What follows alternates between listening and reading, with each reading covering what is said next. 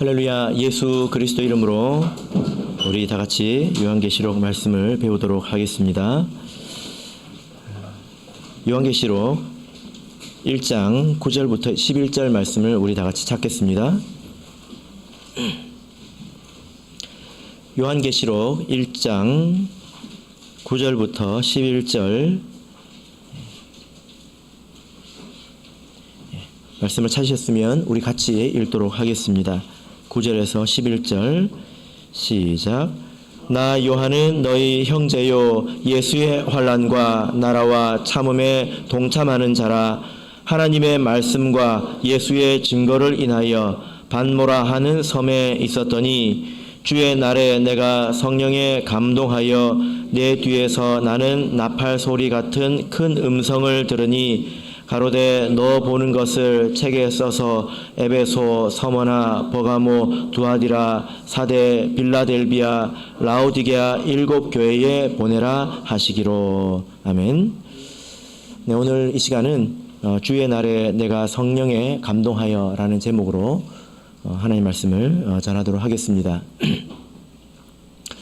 우리가 요한계시록 말씀을 배우고 있는데 이 요한계시록의 그 전체 22장까지의 말씀을 우리가 이해하기 좀 쉽게 몇 개 단락으로 덩어리로 나눌 수 있습니다. 이렇게 나누는데도 몇 가지 이제 방법이 있는데요. 그 중에 우리가 1장 19절을 통해서 이 단락을 나눌 수 있습니다. 19절을 한번 보실까요? 19절 같이 읽어보겠습니다. 시작. 그러므로 내 본 것과 이제 있는 일과 장차 될 일을 기록하라. 예. 요한계시록은 요한이 본 것입니다. 보고 들은 것입니다. 근데 그 일은 이제 있는 일과 또 장차 될 일로 구분이 될 수 있습니다. 그래서 1장 9절부터 3장까지는 이제 있는 일, 지금이라는 것입니다. 사도 요한이 계시록을 쓰던 그 시대에, 그 시절에 그때 이야기입니다. 그래서 2장, 3장을 보시면 여러분 비교적 익숙하신 말씀이 있죠. 아시아에 있는 7 교회에 쓴 편지에 관한 내용이 2장, 3장에 있습니다. 이어서 4장부터 마지막 22장까지는 장차 될 일입니다. 그러니까 요한이 계시록을 쓰는 그 입장에서는, 상황에서는 이제 미래의 일이라는 것입니다.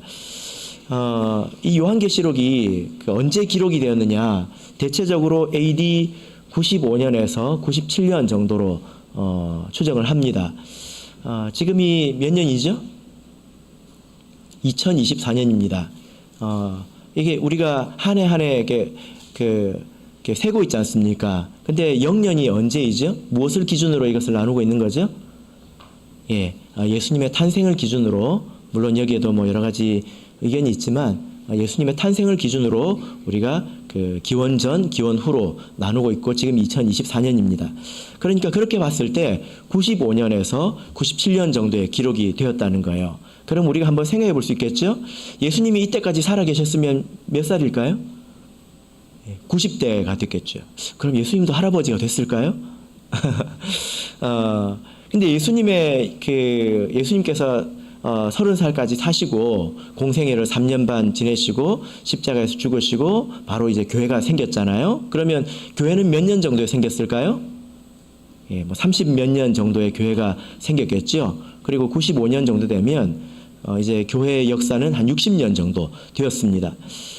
그리고 예수님의 사도는 아마도 예수님과 비슷한 연령대였을 것입니다. 그러면 이 제자들의 나이도 지금 상당히 많았겠죠. 그죠? 대부분의 사도가 죽고 거의 확실하게 요한만 남아있는 그런 때입니다. 그러니까 지금 이 계시록이 기록된 이 시대는 어떤 시대냐면 사도 시대의 끝자락인 거예요. 우리가 사도가 있어야 사도 시대 아니겠습니까? 사도가 없는데 사도 시대라고 할 수는 없잖아요. 사도가 지금 다 죽고 한 사람만 남아있는 이때 사도 시대의 거의 끝자락입니다. 그러니까 사도 시대의 거의 끝 무렵에 나중에 될 일이라고 한 것으로 볼 때 이제 4장부터 마지막 22장까지의 내용은 사도 시대의 내용을 포함하지 않는 미래에 관한 그런 내용이라는 것입니다.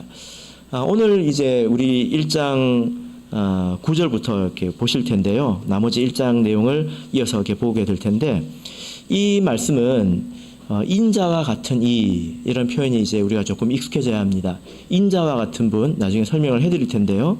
이분이 나타나서 계시록을 쓰도록 요한에게 명령하고 있는 부분입니다. 그러니까 1장 9절부터 쭉 읽어보면 우리가 뭘 알 수 있냐면, 계시록이 어떻게 해서 기록이 되었는가, 계시록이 우리에게 어떻게 이렇게 오게 되었는가를 우리가 이해할 수 있다라는 거죠. 요한계시록이 기록된 그 배경에 대해서 말씀을 하고 있습니다. 9절부터 20절까지도 우리가 내용으로 보면 짧게 세 단락으로 나눌 수가 있는데, 오늘 본문이 9절부터 11절까지죠. 이 내용을 보시면 요한이 어떤 환경에서 이 계시록을 기록했는지, 육신적인 환경 그리고 영적인 그 배경에 대해서 기록하고 있습니다. 그리고 12절부터 16절을 보시면 이제 요한에게 지시한 분이 계시죠. 인자와 같은 분입니다. 인자가 아니고요, 인자와 같은 분인데, 이 인자와 같은 분에 대해서 묘사를 하고 있습니다.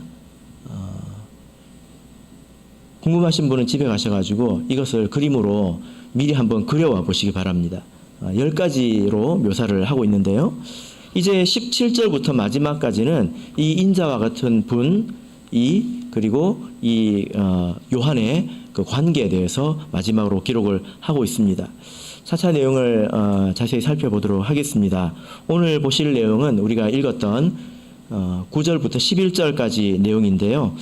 사도 요한이 이 계시록을 기록한 그 환경, 어떤 환경에서 기록을 했는지, 그리고 또 어떤 그 배경이 있는지를 볼 수가 있습니다. 자, 우리 먼저 9절을 다시 한번 읽어보도록 하겠습니다. 9절 읽겠습니다. 시작. 나 요한은 너희 형제요 예수의 환난과 나라와 참음에 동참하는 자라. 하나님의 말씀과 예수의 증거를 인하여 반모라 하는 섬에 있었더니. 먼저 나 요한은 이렇게 말하고 있죠. 자신의 이름을 밝히고 있습니다. 그리고 내가 직접 쓰고 있다, 나 요한이다, 이렇게 밝히고 있습니다. 그냥 요한은 이러면 다른 어떤 사람이 쓸 수도 있지 않습니까? 요한이 이랬다, 이렇게 쓸 수도 있잖아요.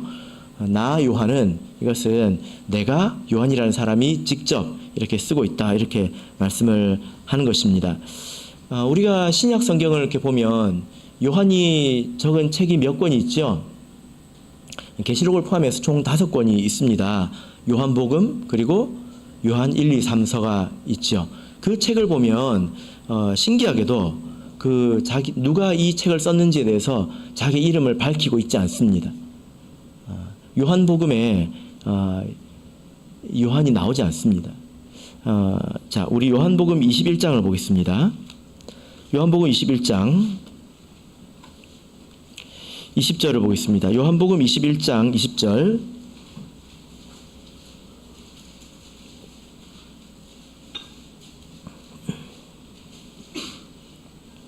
요한복음 21장 20절 우리 같이 읽겠습니다. 시작. 베드로가 돌이켜 예수의 사랑하시는 그 제자가 따르는 것을 보니 그는 만찬석에서 예수의 품에 의지하여 주여 주를 파는 자가 누구오니까 묻던 자더라. 여기 보니까 예수의 사랑하시는 그 제자, 이렇게 표현을 하고 있습니다. 누굴까요? 요한이죠. 우리가 이렇게 알 수 있습니다. 그러나 요한은 이렇게 밝히고 있지 않습니다. 왜 이 책에서 자기 자신을 이렇게 드러내고 있지 않을까요? 예수님을 끝까지 따라간 제자가 요한이지 않습니까? 왜냐하면 이 요한복음은 영성에 관한 책이기 때문입니다. 영성이라고 하는 게 무엇입니까? 우리의 영적인 성품을 말하는 거잖아요. 예수님의 성품을 닮아가는 우리의 영적인 성품을 말하는 것입니다. 그런 책에서 요한이 자기를 가리는 것을 먼저 보여주고 있는 거죠. 본래 요한은 그런 사람이 아니었습니다. 어떤 사람이었습니까? 야고보와 요한은 서로 형제잖아요. 그죠? 그리고 베드로와 함께 예수님의 수제자 그룹을 형성했었던 사람입니다. 그런데 이 야고보와 요한이 자기 어머니를 통해서 이렇게 부탁을 한 적이 있었습니다.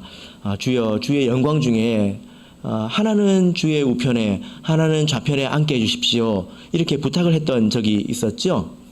근데 그때 예수님께서 뭐라고 대답하셨습니까? 지금 네가 구하는 게 뭔지 아냐? 그게 뭔지 알고 지금 네가 구하는 거냐? 이렇게 되물으셨습니다. 너희들이 지금 모른다는 것이지 않습니까? 그리고 말씀하시기를 너희가 나의 마시는 잔을 마실 것이다. 이렇게 말씀을 하셨어요. 그러나 내 우편에 좌편에 누가 있을는지는 그것은 하나님께서 정하시는 것이다. 이렇게 말씀하셨죠.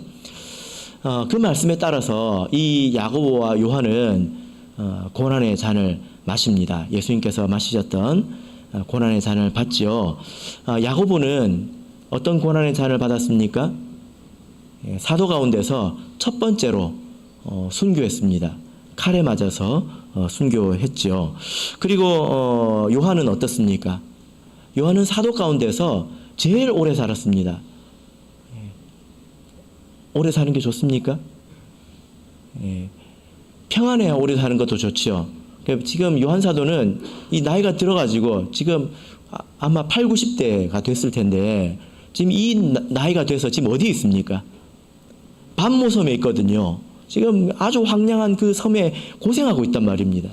그러니까 사도 요한은 이 끝까지 남아서 믿음을 지키고 교회를 지키고 순교적인 그런 삶을 지금 살고 있습니다. 그러니까 차라리 어쩌면 죽는 것이 나을 수도 있는 그런 삶을 이제 끈질기게 살아가고 있다라는 거죠. 그러니까 이 두 형제가 하나는 시작을 했고 하나는 이제 끝맺음을 했다는 것입니다. 우리 믿음 안에서 보자면 대단한 영광이지요. 사도의 직분이 있다고 하는 것은 굉장히 큰 영광입니다. 뿐만이 아니라 이렇게 시작했고 그리고 끝맺음을 했다라고 한다면 여러분 이 성경 가운데 자기 이름을 한 글자 정도는 남길 만하지 않습니까? 네, 그렇죠. 네, 그런데 요한은 자기 이름을 결코 남기지 않습니다. 이것이 영성이라는 것입니다. 자기 이름을 가리고 모든 영광을 하나님께 돌리는 것, 이것이 요한이 우리에게 가르쳐 주는 것이죠. 요한 서신도 보면요, 자기의 그 편지를 쓰고 있지만 자기 이름을 남기지 않습니다. 뭐라고 말하냐면 장로는 이렇게 이야기합니다. 내가 장로인데 뭐 이런 뜻이 아니라요. 이 장로라는 말이 어디서 왔냐면 나이가 많다 이 말에서 왔습니다. 더 나이가 많은 이런 뜻입니다. 그래서 조금 바꿔보자면 이 늙은이는 이런 뜻이기도 합니다. 그것이 그 이름이 나중에 이제 교회에서 직분이 되어서 장로가 이렇게 되기도 했지만 어쩌면 이 요한은 자기를 가리켜서 이 늙은이는 이렇게 말한 것일 수도 있다라는 거죠. 요한은 이렇게 처음에는 뒤에 있고 싶어하는 사람이 아니었습니다. 가장 앞에서 빛나고 싶어하는 사람이었거든요. 그런데 이렇게 오랜 시간 믿음의 단련을 받아서 이후에는 이런 사람이 됐다는 것입니다. 자기를 가릴 줄 알고 끝까지 충성할 줄 아는 사람이 되었다라는 것입니다. 그런데 이 사람이 계시록에 가서는 나 요한이라고 이렇게 이름을 밝히고 있습니다. 이것이 오히려 조금 놀라운 점이죠. 왜 여기서 요한은 자기 이름을 이렇게 남기고 있을까요? 계시록은 증언의 말씀입니다. 증언. 본 것을 기록한 것입니다. 어떤 사람이 증언을 하는데 자기의 이름을 밝히지 않으면 우리가 그 증언을 믿을 수 있을까요? 제가 뭐 법정에 가본 적은 없지만 아마도 법정에 가면 신분 확인을 먼저 할 겁니다. 어디에 사는 누구 맞습니까? 하고 이제 신분을 확인을 할 것입니다. 그리고 나서 증언을 이렇게 하잖아요. 그죠? 그래서 이 요한이 자기 증인으로서의 자기 신분을 밝히고 그 증언에 대한 책임을 자기가 지겠다. 이런 차원에서 말씀을 하고 있는 것입니다. 자, 요한계시록 22장을 보겠습니다. 요한계시록 22장 8절을 보겠습니다. 요한계시록 22장 8절.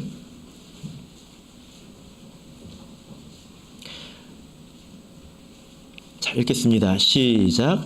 이것들을 보고 들은 자는 나 요한이니 내가 듣고 볼 때에 이 일을 내게 보이던 천사의 발 앞에 경배하려고 엎드렸더니. 예. 자, 여기서 이 일을 보고 들은 자는 나 요한이다. 요한계시록을 시작할 때 그리고 마칠 때 내가 이것을 보고 들었다 하고 자기 증언에 대해서 책임지는 말을 하고 있습니다.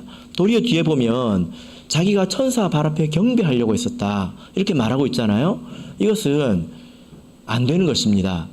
오직 하나님께 경배해야 되죠. 지금 여기서 자기의 실수를 도리어 지금 이야기하고 있습니다. 지금도 이렇게 그 하나님을 통해서 어떤 일종의 계시를 받는 경우가 있는데요.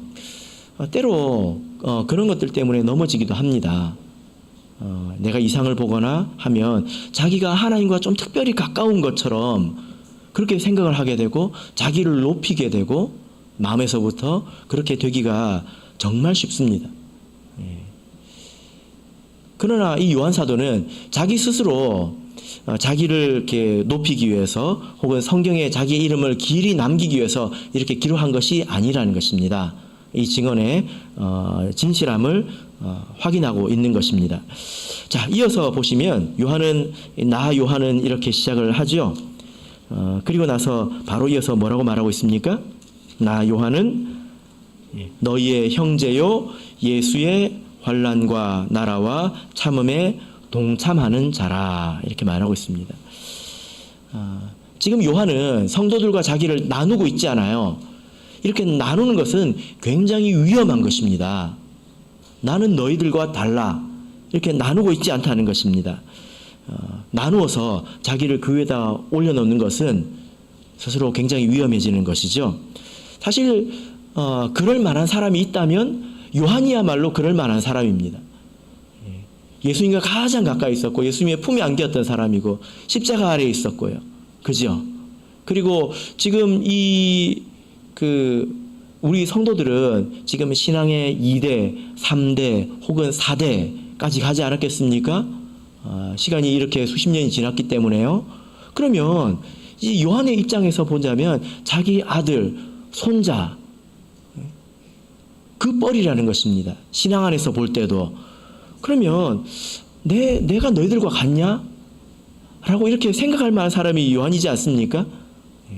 나는 사도이다. 나는 예수의 품에 안겼던 자이다. 그렇게 직접 음성을 내가 들었다. 그 음성을 너희가 듣고 여기까지 오지 않았느냐 하고 자기를 높일 수 있다는 것입니다. 그러나 요한은 이렇게 말하고 있습니다. 나는 너희 형제요 이렇게 말하고 있습니다. 그리고 너희와 함께 동참하는 자다 이렇게 말하고 있죠. 자, 우리 로마서 11장 17절을 찾아보겠습니다. 우리가 이런 마음을 다 가지고 있어야 합니다. 로마서 11장 17절. 로마서 11장 17절.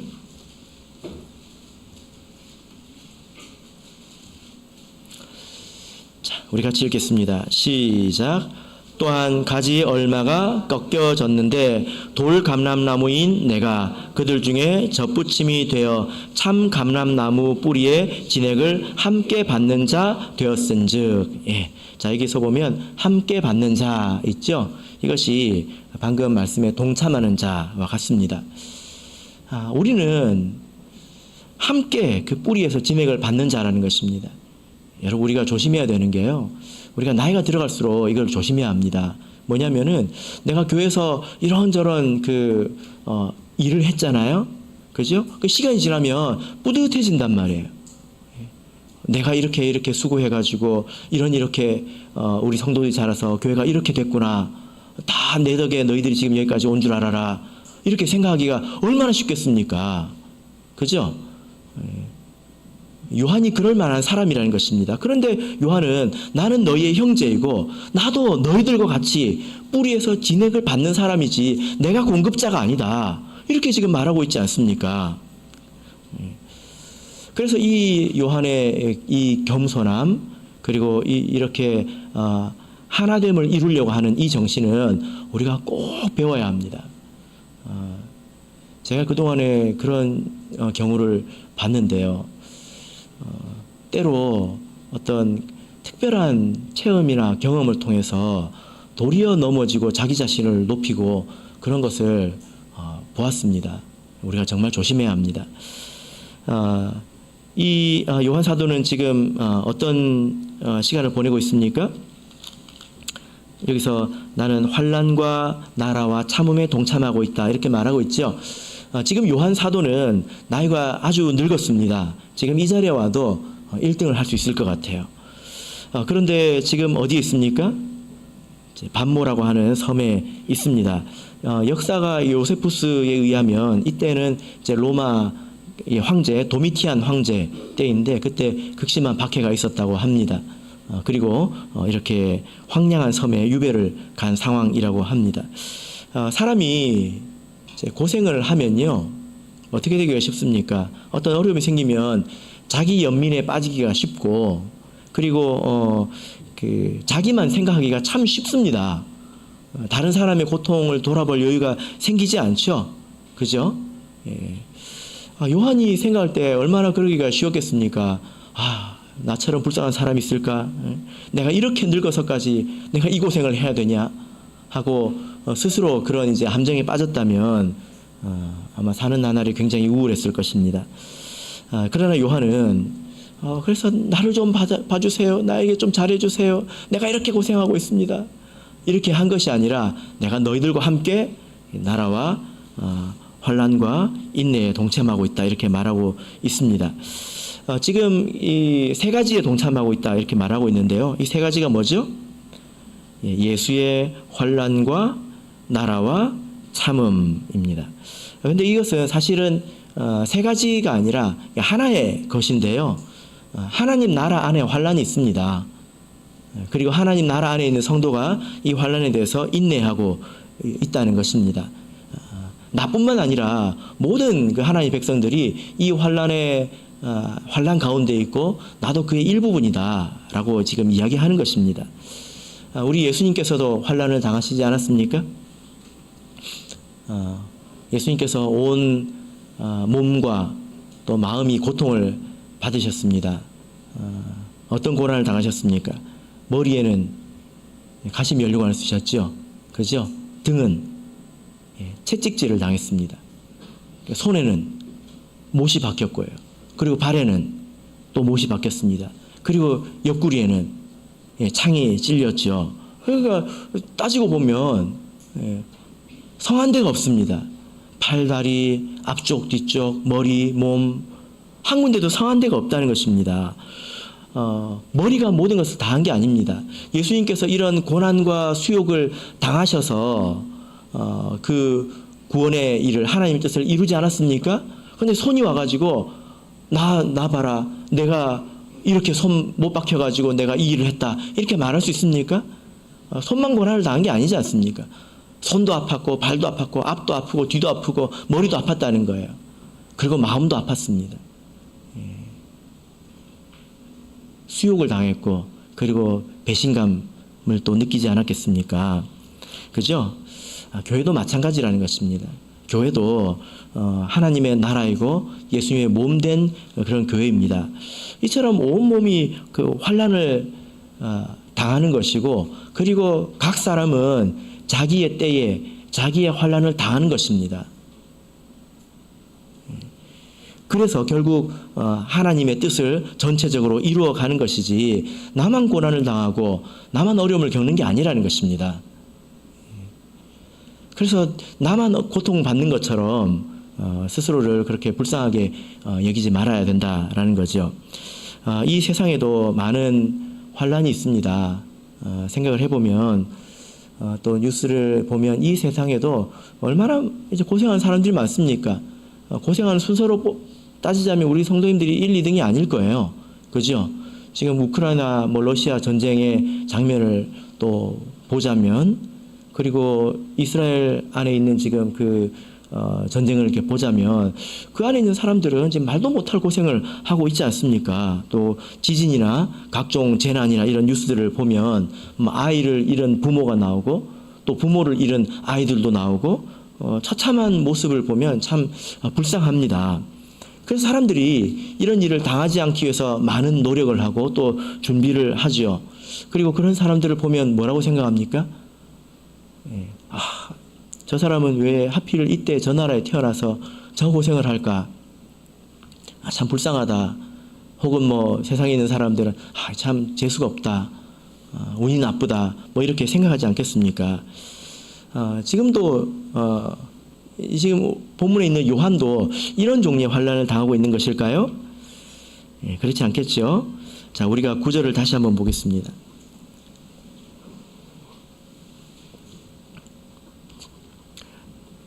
(9절) 나 요한은 너희 형제요 예수의 환난과 나라와 참음에 동참하는 자라. 이 세상에 있는 모든 환난이 예수의 환난은 아닙니다. 우리가 이 세상에 있는 모든 환난을 다 겪을 필요는 없죠. 지금 이 사도는 예수 안에 있는 환난을 당하고 있다는 것입니다. 예수 안에 있는 나라에서 예수 안에 있는 환난을 당하고 있고 그 나라 안에서 지금 인내하고 있다라고 말하고 있는 것입니다. 여러분, 그러면 우리가 예수 안에 있는 환난이 무엇일까요? 무엇이 예수의 환난일까요? 당연히 사서 고생하는 것은 예수의 환난이 아니겠지요. 이어서 보시자면 하나님의 말씀과 예수의 증거를 인하여 반모하는 섬에 있었더니 이렇게 말하고 있습니다.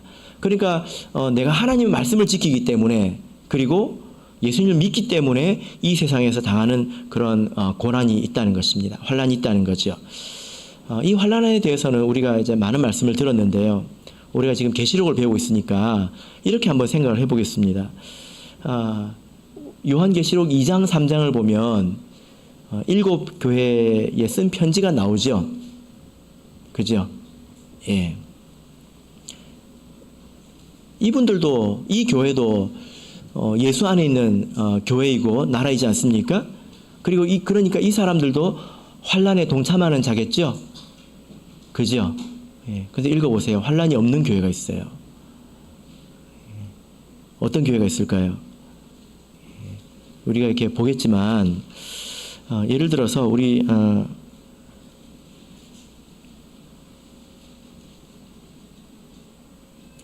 3장 17절 보겠습니다. 3장 17절 라우디게아 교회인데요. 읽겠습니다. 시작. 내가 말하기를 나는 부자라 부요하여 부족한 것이 없다 하나 내 곤고한 것과 가련한 것과 가난한 것과 눈먼 것과 벌거벗은 것을 알지 못하도다. 여러분, 이 말씀을 보니까 라우디게아 교회는 환난을 당하고 있나요? 안 당하고 있나요? 지금 뭐라고 말하고 있습니까? 부족한 것이 없다라고 말하고 있습니다. 혹시 여러분 이렇게 말해본 적 있습니까?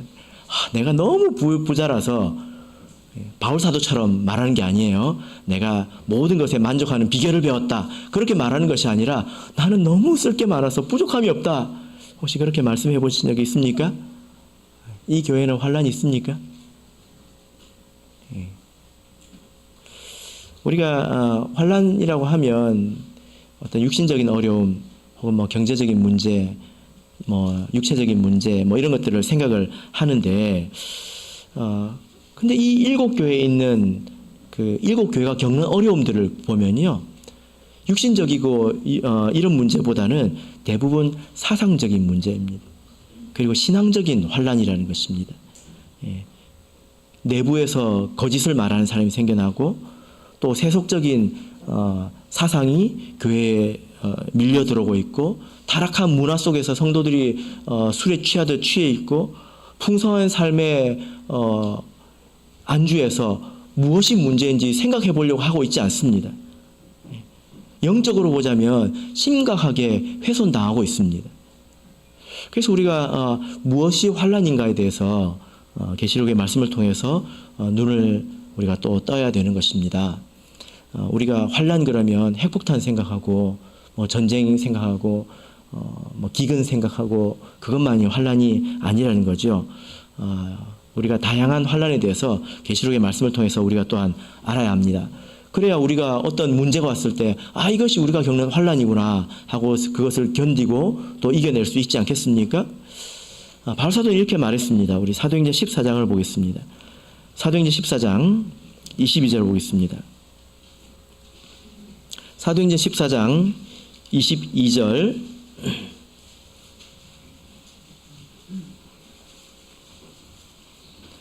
사도행전 14장 22절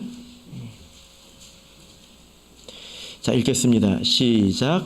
제자들의 마음을 굳게 하여 이 믿음에 거하라 권하고 또 우리가 하나님 나라에 들어가려면 많은 환난을 겪어야 할 것이라 하고 하나님 나라와 환난의 관계가 이렇습니다. 하나님 나라에 들어와서 영원한 하나님 나라에 들어가려면 많은 환난을 겪어야 한다. 여러분은 어떻습니까? 많은 환난을 겪고 계십니까? 어쩌면 이것을 피해서 살아가려고 하는 것일 수 있고 어쩌면 내가 환난 당하는 줄도 모르고 환난을 당하는 것일 수도 있겠습니다. 하여튼 확실한 원칙이 무엇입니까? 하나님 나라에 들어가려면 환난을 한 번 겪는 게 아니라는 거예요. 두 번 겪는 게 아니라는 것입니다. 많은 환난을 겪어야 된다. 이것이 이 나라와 환난의 관계입니다. 심지어 데살로니가 전서 3장 3절을 보면 우리로 이것을 당하게 세우신 줄을 너희가 친히 알리라. 우리는 환난을 당하기 위해서 세움을 받았다라고까지 이야기를 하고 있다라는 것입니다. 여러분 그래서 우리가 환난을 받는 것은 지극히 당연한 것이기 때문에 우리가 어떤 환난을 당하는지에 대해서 계시록의 말씀을 통해서 우리가 잘 배워야 되겠습니다. 그리고 그것을 우리가 인내로 열매를 맺어야 되겠죠. 자, 우리 마태복음 13장을 보겠습니다. 마태복음 13장 5절 6절을 보겠습니다. 여기 환난과 관계된 말씀이 있는데요. 마태복음 13장 5절 6절 자, 같이 읽겠습니다. 시작. 더러는 흙이 얇은 돌밭에 떨어짐에 흙이 깊지 아니하므로 곧 싹이 나오나 해가 돋은 후에 타져서 뿌리가 없으므로 말랐고 씨 뿌리는 비유 가운데서 등장하는 말씀입니다. 어떤 사람이 씨를 뿌렸는데 거기가 돌밭이었어요. 그러니까 뿌리가 돌을 뚫고 이렇게 뿌리를 내릴 수는 없지 않습니까? 돌이 따뜻하니까 뿌리를 빨리 내려서 빨리 싹을 틔웠습니다. 근데 나중에 해가 떠올랐어요. 근데 해가 굉장히 뜨거웠습니다. 해가 굉장히 뜨거워도 아주 뜨거워도 뿌리가 깊이 있으면 그래서 수분을 잘 빨아올리면 살잖아요. 근데 뿌리가 약해서 이것이 곧 타버렸습니다. 식물이 또 타기도 하잖아요. 햇볕에. 여러분 뭐가 문제입니까? 해가 뜬 것이 문제입니까? 무엇이 문제입니까? 뿌리가 얕은 것이 문제이죠. 그죠? 21절을 보겠습니다. 이 말씀에 대해서 예수님께서 이렇게 말씀하셨습니다. 21절 읽겠습니다. 시작. 그 속에 뿌리가 없어 잠시 견디다가 말씀을 인하여 환난이나 핍박이 일어나는 때에는 곧 넘어지는 자요. 해가 뜬 게 문제입니까? 뿌리가 없는 것이 문제입니까? 뿌리가 없는 것이 문제이죠.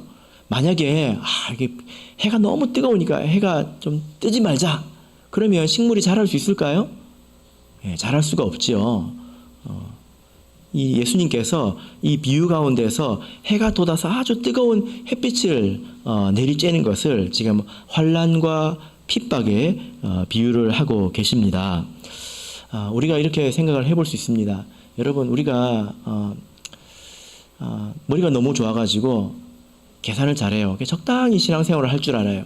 말씀도 적당히 어길 줄도 알고 그래서 적당히 손해보지 않고 적당히 그냥 발붙이고 산다고 한번 생각해 보십시다. 우리가 그렇게 해서 어디까지 갈 수 있을까요? 어디까지 갈 수 있을까요? 우리가 예수님을 정직하게 믿고 우리에게 오는 것은 다 받아야 합니다. 그것이 절대 우리에게 해로운 것이 아닙니다.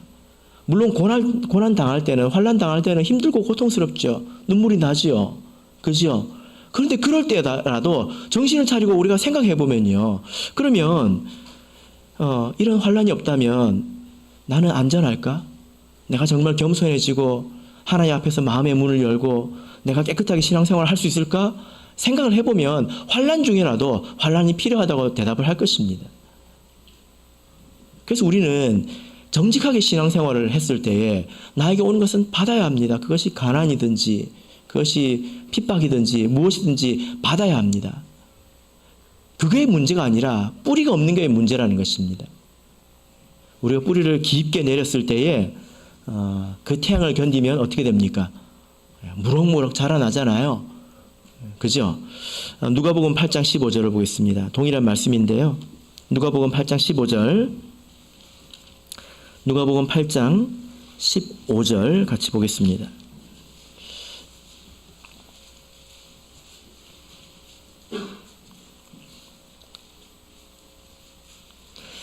누가복음 8장 15절 읽겠습니다. 시작. 좋은 땅에 있다는 것은 착하고 좋은 마음으로 말씀을 듣고 지키어 인내로 결실하는 자니라. 이 좋은 땅은 사람의 마음이죠. 그래서 하나님 말씀을 좋은 마음으로 받아가지고 뿌리를 깊게 내렸다는 것입니다. 좋은 마음에 씨앗이 없으면 아무것도 없겠죠. 그것이 뿌리를 깊게 내렸다는 것입니다. 그래서 뜨거운 태양이 왔을 때도 그 말씀의 힘으로 이걸 잘 견뎠다라는 거죠. 그래서 인내로 어떻게 되었습니까? 결실하게 되었습니다. 그래서 이 세 가지가 같이 있는 거예요. 씨앗이 있으면 햇빛이 있고 그리고 뿌리가 있는 것입니다. 환란이 있고 나라에 환란이 있고 인내가 있어야 된다는 것입니다. 이 인내로 결실할 때 이 인내의 결실은 어떤 것일까요? 우리에게 위로가 되는 말씀이 있는데요. 고린도 후서를 보겠습니다. 고린도 후서 4장 17절을 보겠습니다. 고린도 후서 4장 17절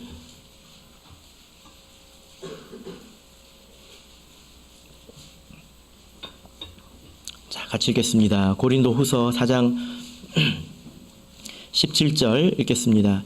시작. 우리의 잠시 바른 환난에 경한 것이 지극히 크고 영원한 영광에 중한 것을 우리에게 이루게 함이니. 환난이 우리의 영광을 이룬다 이렇게 말을 하고 있습니다. 그래서 환난이 없으면 뭐가 없습니까? 영광이 없어요. 환난이 있어야 영광이 있습니다. 근데 비교를 하고 있죠. 환난은 기간이 얼마라고 말하고 있습니까? 잠시라고 말하고 있어요. 잠시. 길어봤자 100년이잖아요. 너무 깁니까? 길어봐야 몇십 년입니다. 사실 우리가 환난 가운데 있으면 하루가 1년같이 느껴지고 고통스럽지요. 그러나 정신 차리고 생각을 해보면 사실 그것도 잠시입니다. 왜냐하면 영원이 너무 길기 때문이죠. 영광은 어떻다고 말하고 있습니까? 영원하다 이렇게 말하고 있습니다. 그리고 우리가 받는 환난이 아무리 크다 하더라도 이건 가벼운 것이라고 말하고 있습니다. 그런데 우리가 받을 영광은 뭐라고 말하고 있습니까? 지극히 크다 이렇게 말하고 있습니다. 그냥 큰 게 아니라 지극히 크다, 지극히 무겁다 이렇게 말하고 있습니다. 그래서 우리가 이 신앙 안에서 받는 여러 가지 환난을 우리가 두려워하지 말아야 합니다. 그것을 우리가 정직하게 받아내고 우리가 믿음으로 그것을 인내할 때에 그것이 우리의 영광이 되는 것이고 열매가 되는 것입니다. 환난이 없이는 영광 가운데로 들어갈 수가 없습니다. 그래서 요한 사도는 내가 나이가 들어가지고 이 나이 먹도록 내가 이렇게 더러운 꼴을 보면서 내가 살아야 되나? 내가 빨리 데려가시라고 기도를 해야 되나? 그렇게 고민하지 않았어요. 그런 생각을 한 것이 아니라 지금 모든 성도들이 다 환난 가운데 있다는 것입니다. 그 중에 나는 한 사람이라는 거예요. 그리고 이 환난 가운데 우리가 영원하고 지극히 큰 영광을 이뤄낼 것이다.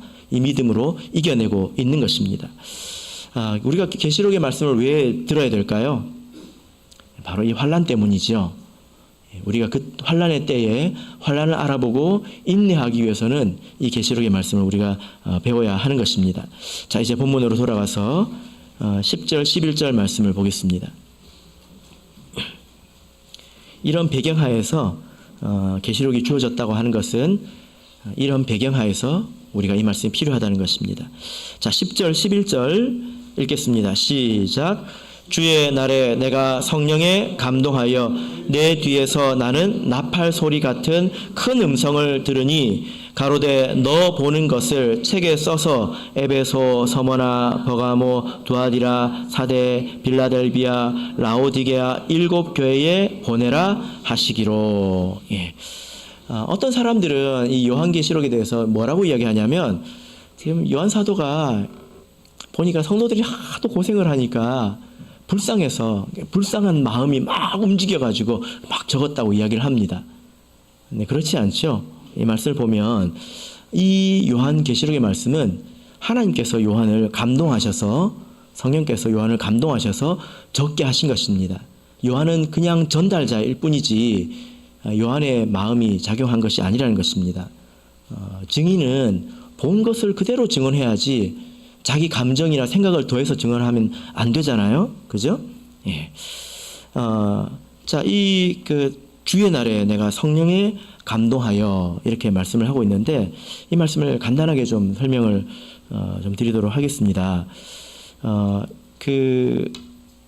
이 원문으로 보면 이렇게 되어 있는데요. 내가 되었다. 영 안에 그리고 주의 날 안에 이렇게 되어 있습니다. 좀 어렵죠?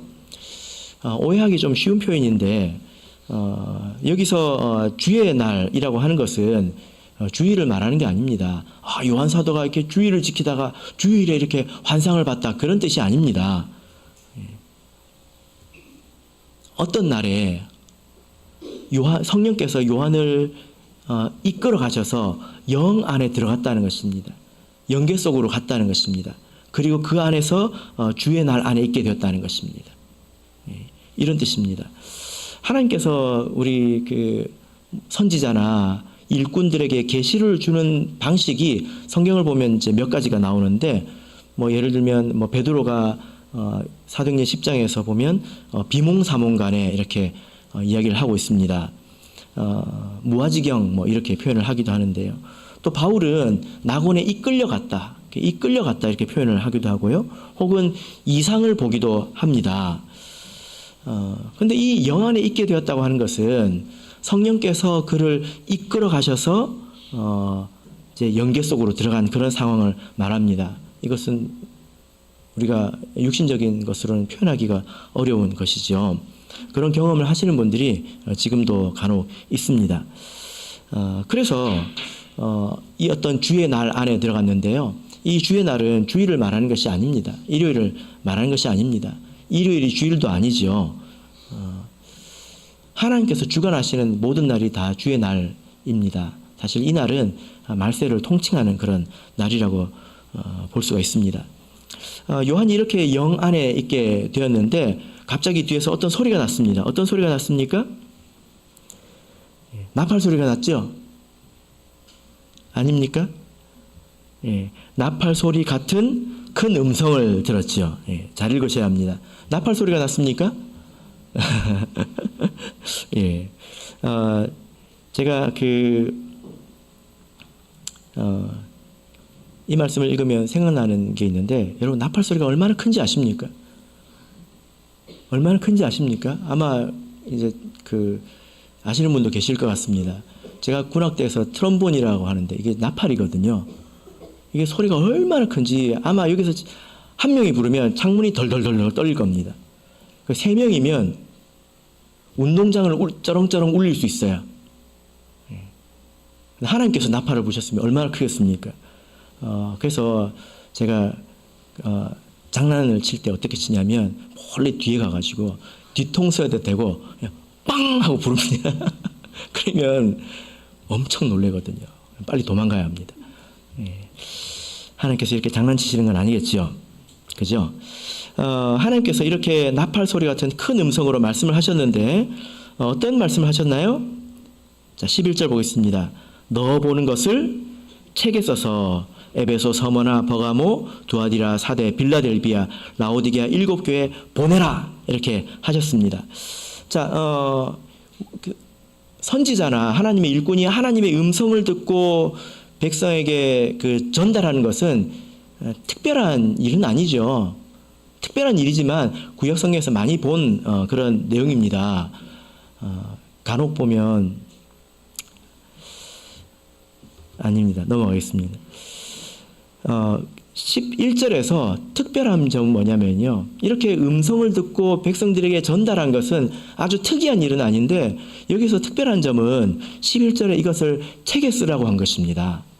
보통 선지자들은 하나님의 음성을 들으면 큰 소리로 외쳤습니다. 외쳐가로되 외쳐가로되 이게 구약 성경에 많이 나오죠. 큰 소리로 외쳤습니다. 그런데 아무리 목소리가 커도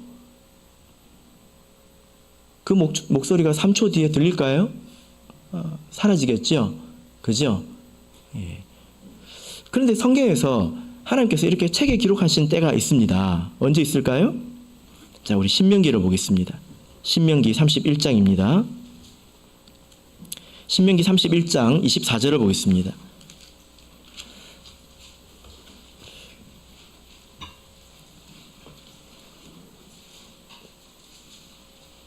신명기 31장 24절 자, 읽겠습니다. 시작.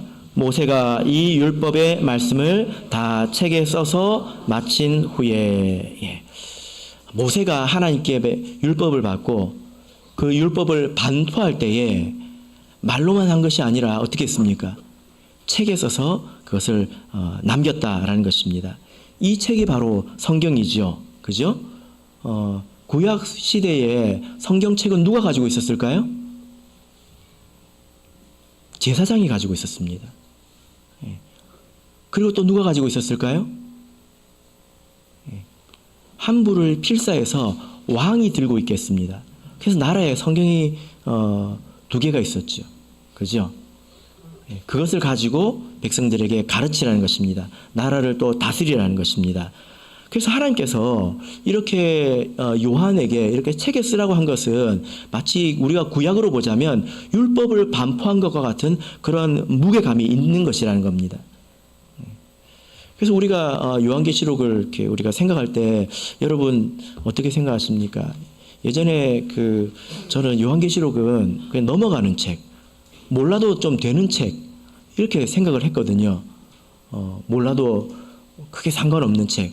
왜냐하면 다른 사람도 다 모르는 것 같으니까 이렇게 저는 생각을 했거든요. 근데 이 말씀을 보니까 이 말씀이 얼마나 중요한지 책에 기록해서 전달하라고 이렇게 말씀하고 있습니다. 모세의 율법과 같이 말이죠. 그죠? 그리고 이 음성을 나팔 소리 같은 큰 음성으로 말씀을 주셨는데 말씀드린 것처럼 나팔은 굉장히 소리가 큽니다. 이제 하나님께서 이렇게 요한 사도에게 큰 음성으로 들려주셨는데 또 나팔 소리 같은 음성으로 들려주셨는데 이것은 저처럼 이제 개구장이어가지고 장난치는 것이 아니겠죠. 왜 이렇게 하셨을까요? 요한 사도가 나이가 너무 많이 들어가지고 귀가 좀 어두워져서 똑똑히 들으라고 그렇게 해주셨을까요? 그것도 아닐 것입니다. 왜 그럴까요? 구약 성경에서 이 나팔이 이미 등장을 합니다. 그죠? 자, 우리 민수기 10장을 보겠습니다. 민수기 10장. 민수기 10장 2절을 보겠습니다.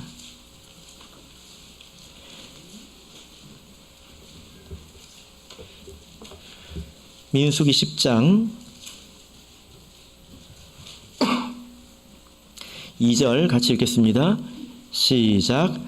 은나팔 둘을 만들되 쳐서 만들어서 그것으로 회중을 소집하며 진을 진행케 할 것이라. 하나님께서 이렇게 이스라엘 백성을 애굽에서 끌어내시고 나서 이렇게 많은 말씀을 주셨는데 그 중에 이렇게 은으로 나팔을 만들라 이렇게 말씀을 하셨습니다. 지금 우리는 그 소식 전달을 카톡으로 하지 않습니까? 우리나라가 카톡이 없으면 전쟁을 못 한대요. 그 정도로 이제 카톡이 대중화돼서 이제 카톡으로 소식을 전달하는데, 옛날에는 이렇게 소식을 전달하기 참 어렵지 않았겠습니까? 특별히 이스라엘 백성은 그 이제 많은 수백만의 그 사람들이 한 번에 이렇게 다 움직여야 되니까 이게 얼마나 힘들겠습니까? 소식을 전달하기가. 그죠? 예. 그래서 하나님께서 이렇게 나팔을 만들어서 나팔로 신호를 보내도록 하셨습니다. 그래서 나팔을 부는 때는 회중을 소집할 때, 그리고 또 진행할 때나, 그리고 특별히 전쟁할 때, 대적과 싸울 때에, 그리고 하나님 앞에 절기를 지킬 때, 이럴 때 나팔을 불렀습니다. 그러니까 이것은 온 백성을 집중시키는 것이고, 또 모이게 하는 것이고, 전진하게 하는 것이고, 싸우라는 신호를 주는 것이고, 하나님의 은혜를 기뻐하라고 말하는 것입니다. 계시록의 말씀이 나팔과도 같은 말씀입니다. 계시록 안에도 나팔이 나오지요. 이스라엘 백성이 만약에 나팔이 없었으면 어떻게 했을까요? 전쟁을 할 수 있었을까요? 아마 우왕좌왕했을 것입니다. 이쪽은 앞으로 가고 저쪽은 가만히 있고 그랬을 것입니다. 힘들었겠죠. 그죠? 이 한 백성이 하나의 무리로 앞으로 가고 싸우고 일어나고 이렇게 하기가 힘들었을 거예요. 계시록이 그런 말씀이라는 것입니다. 계시록이 우리 말세의 하나님의 백성에 있어서 나팔과도 같은 그런 말씀이라는 것입니다. 그럼 우리가 들어야 되겠죠. 그죠? 그래서 몰라도 되는 그런 말씀이 아닙니다. 말씀을 정리하고 마치도록 하겠습니다. 요한 사도는 아주 극심한 환난 가운데서 이 하나님의 말씀을 듣기 시작했습니다. 이 환난은 우리에게 영광을 주시기 위해서 하나님께서 섭리 가운데 우리에게 주신 그 환난이었습니다. 모든 성도가 다 있는 환난이었죠. 근데 그 환난을 거저 인내할 수 있는 것이 아니라 이 나팔과도 같은 이 말씀을 들어야 하는 것입니다. 그리고 기억해야 되겠죠. 그러면 나중에 우리가 우리 삶을 앞으로 계속 살아가다 보면 이 귀로 들리지 않는 나팔 소리를 여러분들께서 듣게 되실 것입니다. 그래야 우리가 승리하게 되겠죠. 말씀 마치도록 하겠습니다. 우리 다 같이 찬송하겠습니다.